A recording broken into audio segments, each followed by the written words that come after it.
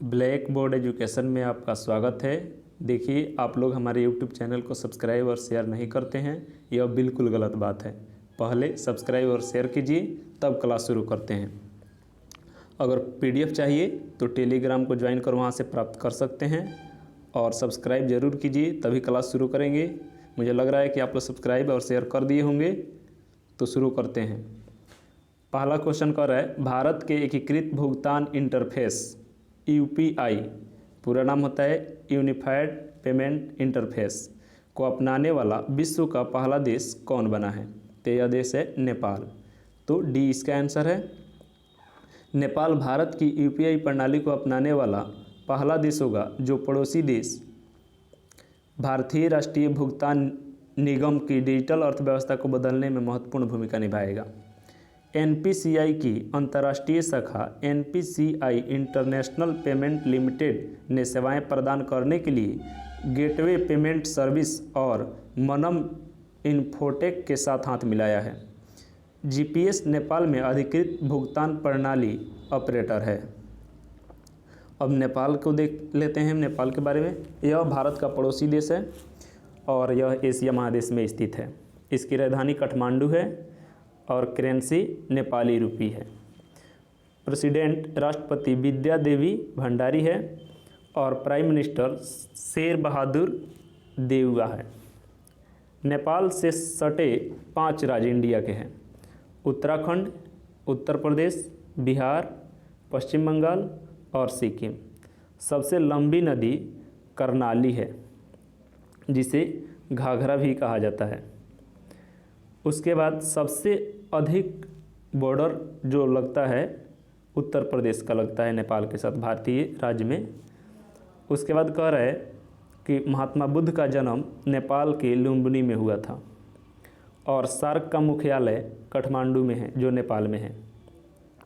तथा नेपाल के पार्लियामेंट को नेशनल पंचायत, राष्ट्रीय पंचायत कहते हैं। और भारत और नेपाल के बीच में जो युद्ध अभ्यास होता है उसका नाम है सूर्य किरण। दूसरा क्वेश्चन है, विश्व सामाजिक न्याय दिवस 2022 कब मनाया गया है?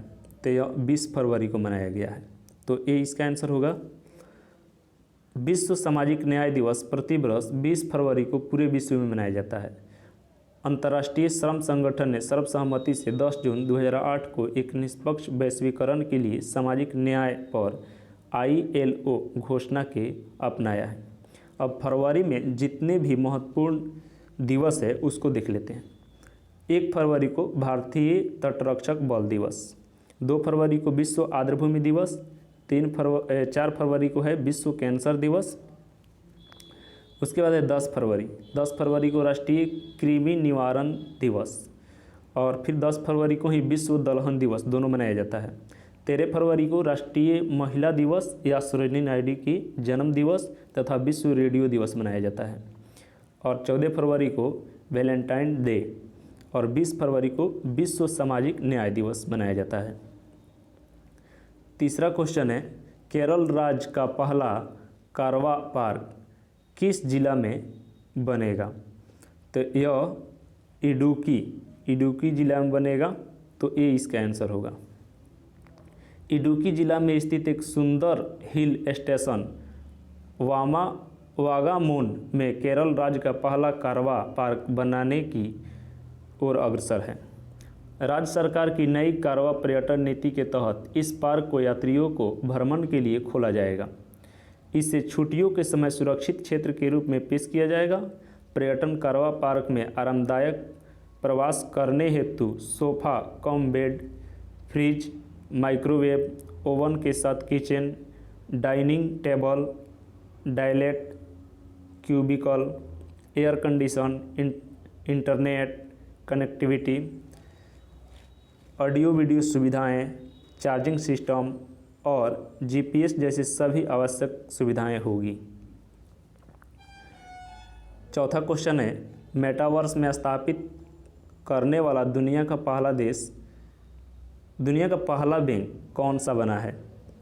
तो यह बैंक है JP मॉर्गन बैंक, USA में है। तो ये इसका आंसर हो जाएगा। अब JP मॉर्गन मेटावर्स में दुकान स्थापित करने वाला दुनिया का पहला बैंक बन गया है। अमेरिका के सबसे बड़े बैंक ने ब्लॉकचेन आधारित विश्व डेसेंट्रलैंड में लाउंज खोला है। उपभोक्ता अपने वर्चुअल अवतार बना सकते हैं, वर्चुअल स्पेस बना सकते हैं और एथेरियम आधारित सेवाओं को शूट के बाद ओनिक्स लाउंज नाम के लाउंज में घूम सकते हैं। लाउंज में बैंक के CEO जेमी डिमोन की एक डिजिटल छवि भी है। 5वां क्वेश्चन है, संयुक्त सामरिक एयरलिफ्ट द्विपक्षीय अभ्यास कोप साउथ 22 किन दो देशों के बीच वायुसेना के बीच आयोजित किया जाएगा? तो यह हो जाएगा अमेरिका और बांग्लादेश। तो ये इसका आंसर सही होगा। बांग्लादेश और संयुक्त राज्य अमेरिका की वायुसेना एक संयुक्त सामरिक एयरलिफ्ट अभ्यास कोप साउथ 22 का आयोजन करेगी। 6 दिनों के अभ्यास को प्रशांत वायुसेना द्वारा प्रायोजित किया गया है। 6ठा क्वेश्चन है, वयस्कों की शिक्षा के लिए न्यू इंडिया लिटरेसी प्रोग्राम को किस मंत्रालय ने शुरू किया है? तो इसे मिनिस्ट्री ऑफ एजुकेशन। तो बी इसका ऑप्शन होगा। शिक्षा मंत्रालय ने वयस्क शिक्षा के सभी पहलुओं को कवर करने के लिए वित्त वर्ष 2022 से 27 की अवधि के लिए न्यू इंडिया लिटरेसी प्रोग्राम नामक एक नई योजना की मंजूरी दी है। इस योजना का उद्देश्य प्रौढ़ शिक्षा को राष्ट्रीय शिक्षा नीति 2020 और बजट घोषणा 21-22 के सभी पहलुओं से जोड़ना है। सरकार ने अब देश में वयस्क शिक्षा शब्द को सभी के लिए शिक्षा के रूप में बदल दिया है। वित्त वर्ष 2022 से 27 के लिए न्यू इंडिया लिटरेसी प्रोग्राम का कुल परिव्यय 1037.90 करोड़ रुपया है, जिसमें क्रमशः 700 करोड़ रुपये का केंद्रीय हिस्सा है और 337.90 करोड़ रुपया का राज्य हिस्सा शामिल है। यह योजना देश के सभी राज्यों या केंद्रशासित प्रदेशों में 15 वर्ष और उससे अधिक आयु के गैर साक्षर लोगों को कवर करेगी। 2011 की जनगणना के अनुसार देश में 15 वर्ष और उससे अधिक आयु वर्ग के निरक्षरों की कुल संख्या 25.76 करोड़ है, जिसमें पुरुष 9.08 करोड़ और महिलाएं 16.68 करोड़ है। 7वां क्वेश्चन है, dignity in a digital age making tech work for all us नामक पुस्तक के लेखक कौन हैं? तो इसके लेखक है रो खाना। सी इसका आंसर होगा। रो खाना द्वारा लिखित dignity in a digital age making tech work for all of us नामक एक नई पुस्तक का विमोचन किया गया है। पुस्तक तकनीकी प्रगति के कारण अमेरिकियों के बदलते जीवन शैली पर्यटन के प्रभाव पर प्रकाश डालती है। इसमें डिजिटल डिवाइन यानी प्रौद्योगिकी और राजस्व तक असमान पहुंच के बारे में भी उल्लेख किया गया है, क्योंकि यह संयुक्त राज्य अमेरिका द्वारा समान किए जाने वाला सबसे अधिक दबाव वाले मुद्दे में से एक है। 8वां क्वेश्चन है, 40 साल के इतिहास में कौन सा देश पहली बार ओलंपिक समिति सत्र 2023 में मेजबानी करेगा?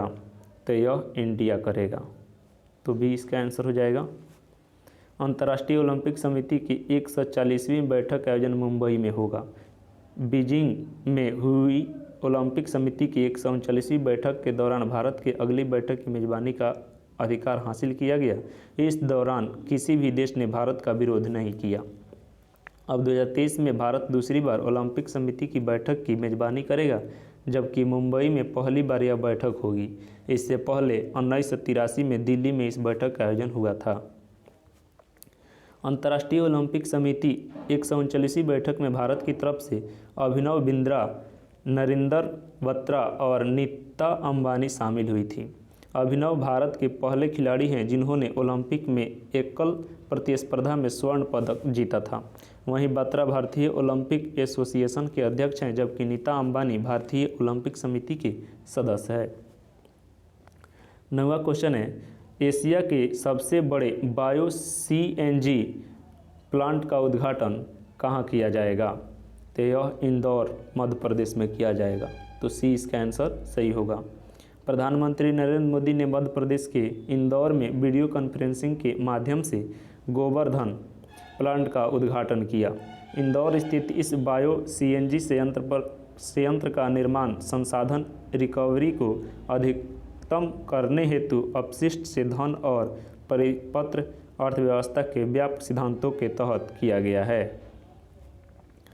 10वां क्वेश्चन है, महाराष्ट्र के नए पुलिस महानिदेशक DGP director general of police कौन बने हैं?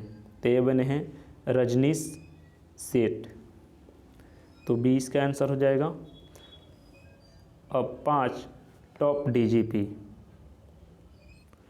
पंजाब के डीजीपी हैं बीरेश कुमार बौरा, उड़ीसा के सुनील कुमार बंसल, और गोवा के हैं आईडी शुक्ला, हरियाणा के हैं प्रशांत कुमार अग्रवाल, और तमिलनाडु के हैं सी शैलेंद्र बाबू। अब एमसीक्यू रिवीजन। आंध्र प्रदेश लोक सेवा आयोग APPSC के नए अध्यक्ष कौन बने हैं? ते बने हैं गौतम सवांग। तो डी इसका आंसर सही हो जाएगा। उसके बाद दूसरा क्वेश्चन कह रहा है, फुटबॉल टूर्नामेंट फीफा क्लब विश्व कप 2021 का खिताब किसने जीता है? तो चेल्सी ने जीता है। तो ए हो जाएगा इसका आंसर। उसके बाद अगला क्वेश्चन है, किस राज्य या केंद्र शासित प्रदेश की पुलिस स्मार्ट कार्ड शस्त्र लाइसेंस पेश करने वाली भारत की पहली पुलिस बनी है? तो यह दिल्ली पुलिस बनी है। उसके बाद किस देश की महिला HIV से ठीक होने वाली विश्व की पहली महिला बनी है? तो यह अमेरिका की है। तो ए इसका आंसर हो जाएगा।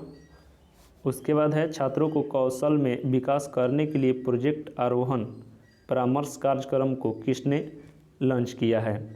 तो यह हो जाएगा असम।